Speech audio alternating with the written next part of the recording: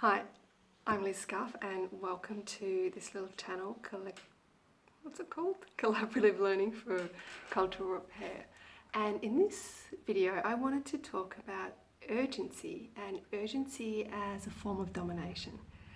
So let's set the scene a little bit, right? So structural violence, which is like structural oppression or where groups are marginalised in our structural social systems. Structural violence causes individual suffering. It's not the only cause of individual suffering, but it causes a lot of individual suffering. But sometimes it's hard to see how structural violence is causing the individual suffering we see maybe in front of us, right? So individual suffering and the proximal causes, so the most closely visible or observable causes, they're more visible than systemic and structural violence, the more distal causes, right?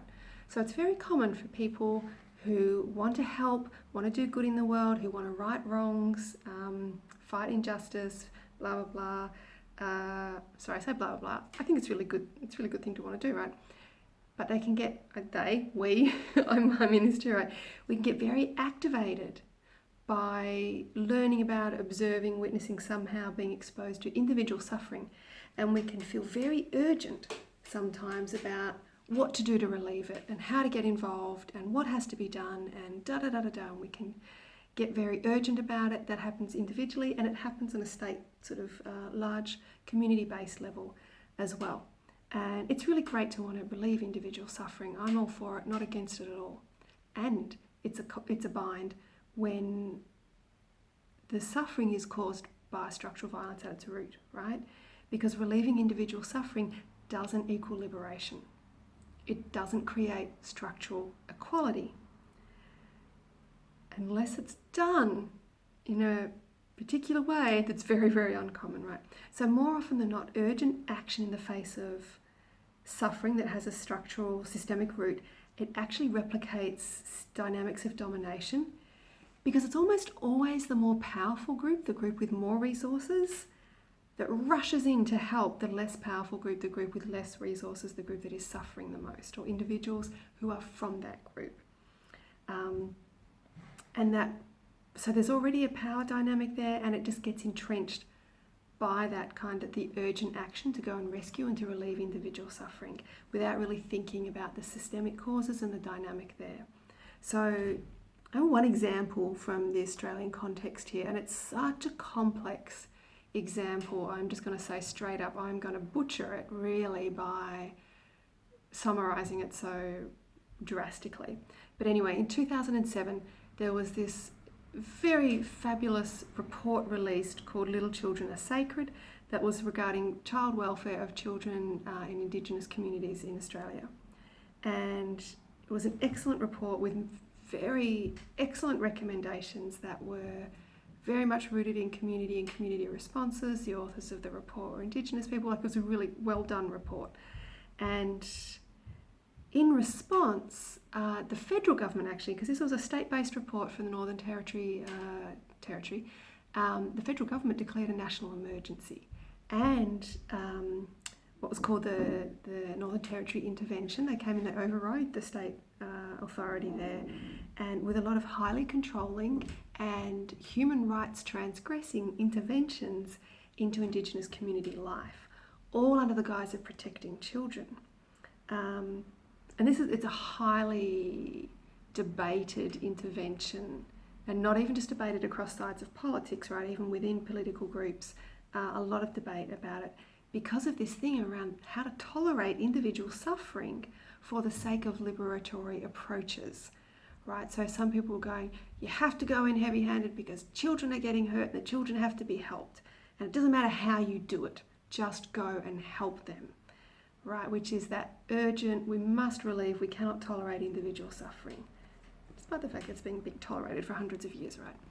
And the other side of it is like, hang on a sec, you go in like that, you're just replicating more colonial domination. And the root cause of suffering of these individuals is colonial domination. So maybe in the short term, there might be like a few weeks where you've relieved someone's one part of their suffering, But what have you done for the whole population, the community over time? You know, you set them back 20, 50 years in terms of their position in the Australian nationhood, let's say, or something like this, right? And so it's super complicated.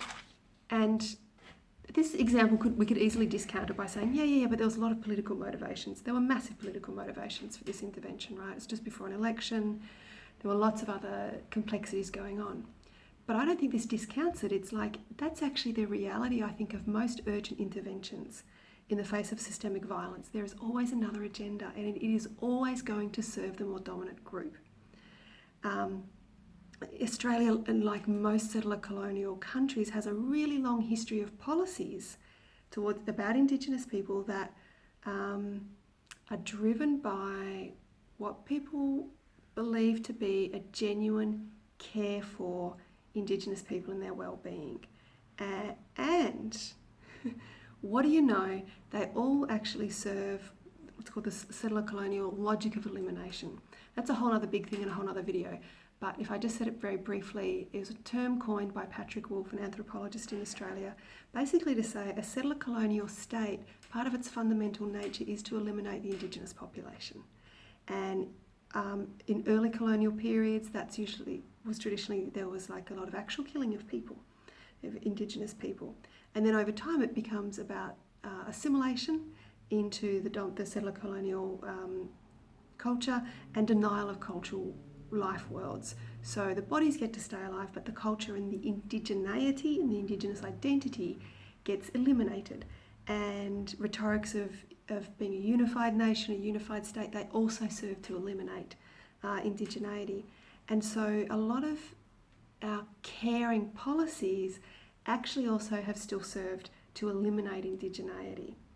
This is also kind of connected to these theories that aren't so popular now, but in different settler colonial countries, this dying race theory, which, you know, isn't it weird? This Indigenous race is dying off, mysterious. And this concept that came in from missionaries mostly talked about smoothing the pillow of a dying race, and that actually a lot of our policies in this country have been to smooth the pillow of a dying race, which is sort of saying, oh, they're just naturally dying out. What can we do to make it easier for them and help them suffer less as they die off as a culture?